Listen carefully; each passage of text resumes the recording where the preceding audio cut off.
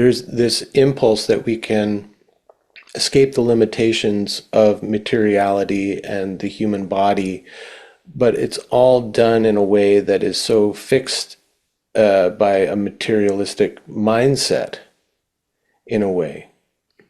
Like, so on one hand, it's Luciferic, on the other hand, it's Ahrimanic, and what they're missing is the path of spiritual development. Yes. Yeah, Yes. it's so bizarre.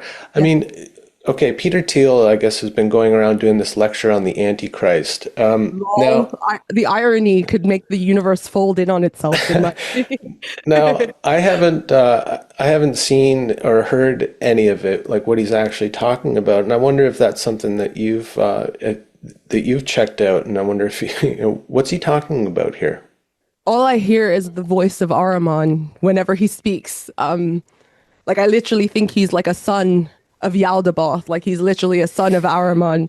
But I digress. Personal attacks aside, he's basically trying to reconcile Christian theology with technological accelerationism. And I mean, you already see this on the sort of dissident right that he's kind of the king of, this sort of utilitarian approach to things like Catholicism and religion. They're not really interested in actual, like, true soul level conviction or soul level transformation, which is really what spirituality and religion is about, is a true transformation of one's inner world, inner being. Rather, they're interested in the utility of religion. So the community benefits, the social structures that it creates, that sort of thing. So there was already kind of an Ahrimanic approach to religion to begin with in these circles. But now it's sort of married itself in a strange Ahrimanic demonic marriage to to the technological kind of singularity accelerationist constituency. And basically his whole idea is that like the promises of religion can be made effective by technological acceleration, and that we have a moral duty to accelerate technology to its like most absurd degree, damn whatever consequences occur, because we're actually leading towards this higher eschatological aim. It's like something out of a cyberpunk anime. It's like super weird and like it sounds like fiction, but it's happening, guys. It's here. And I think, not that I think Peter Thiel is the Antichrist, but I think that archetype is definitely constellated around him and his constituency, in the same way that you see it on the left, in the same way that I would even say the evangelical church also has, and Zionists are also being led by the Antichrist impulse, because they, again, want to immanentize the eschaton through war and conquest. I think all of these different things are being kind of led by the same archetypal force. Even though they all hate each other and they all think they have nothing in common, they're actually being Yeah. driven by the same sort of Saturnian demiurgic Antichrist force, in my opinion. Right, and they're kind of literalizing it in different ways, but they're literalizing that same movement or impulse. On one hand, like there's a lot of people who are supporting the conflict in the Middle East right now because they think it will immanentize the eschaton and bring about the end times, which they're all praying for, because on the other side of that is this idea of the new world, the new Jerusalem.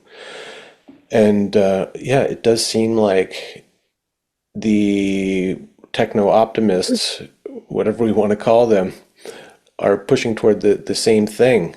But yeah, I guess in a more Luciferic kind of way. Yes, yes. And it's all, they both overlook moral development, Right. spiritual development, or the consequences, the human weight of the consequences of what they're doing, because the ends justify the means. When you identify purely with the good, you overlook your own capacity for evil. And therefore, evil constellates even more. So that's what's demonic and kind of antichrist about all of these different things, whether it be the sort of a leftist kind of political revolutionary eschaton that's divorced from moral or spiritual development, or a religious eschaton or a technological eschaton. They're all kind of working with they're all being ruled by the same archetype, in my opinion. And yeah, the thing that like kind of links them together is their lack of moral reasoning or grounding. I mean, even with technological acceleration, the sheer consequences of unethical artificial intelligence or algorithms that feed on outrage and division like we were talking about before. They don't care about any of that. They're just like accelerate to the moon because the eschaton is imminent. And it's this really psychopathic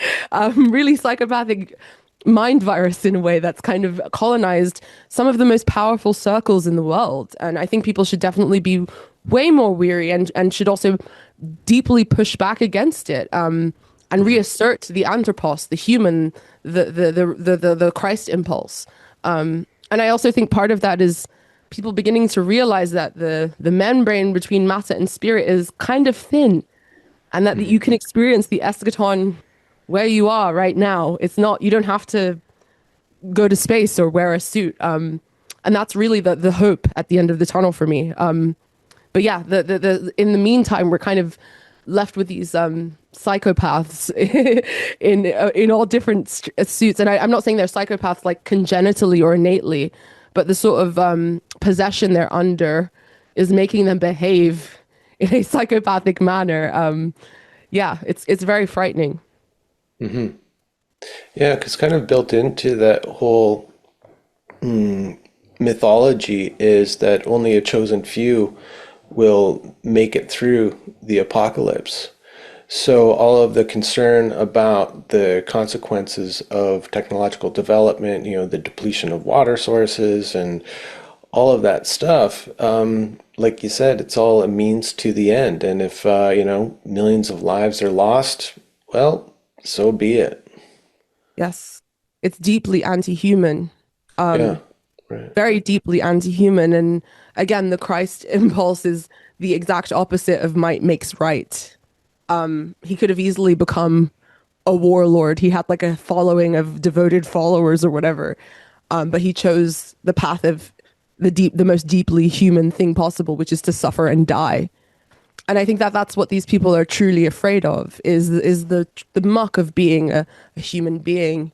But that's the alchemical crucible that the soul is being put through in order to reach true divinity. In order to reach true divinity, you have to live a life within matter and reconcile the opposites.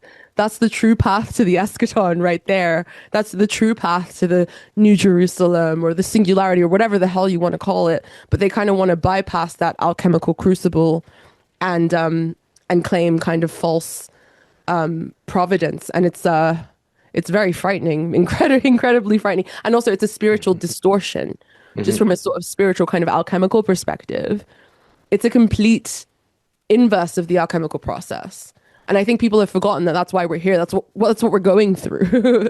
That's what the soul is going through, is the soul's journey towards individuation. Requires suffering, sacrifice, humility, all of the things that the Christ image represents. And that stuff is hard. And it's also it takes a lot longer to achieve the aim as well. And people want it now. We live in a culture of instant gratification.